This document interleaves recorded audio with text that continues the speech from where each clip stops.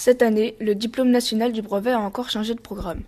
Avant, le brevet était noté sur 360 points, le contrôle continu était sur 200 points et les épreuves finales sur 160. Pour obtenir le brevet, il fallait 180 points. Maintenant, le brevet est sur 700 points, le contrôle continu est sur 400 points et les épreuves finales sur 300. Il faut maintenant 350 points pour obtenir le brevet. L'histoire des arts est remplacée par la présentation de l'enseignement pratique interdisciplinaire, l'EPI, de 15 minutes sur 100 points. Le français, qui était noté sur 40, ainsi que l'histoire géo et l'éducation civique aussi sur 40, passe à une seule épreuve écrite sur 100 points et de 5 heures.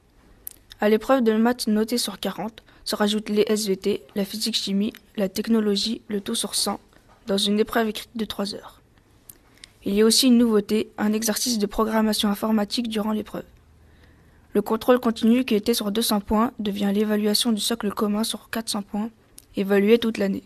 Maîtrise insuffisante sur 10 points, maîtrise fragile sur 25 points, maîtrise satisfaisante sur 40, très bonne maîtrise sur 50 points. Les mentions ont également changé. Avant, la mention assez bien était acquise à 216 points, maintenant c'est à 420. La mention bien était acquise à 252 points, maintenant c'est à 490.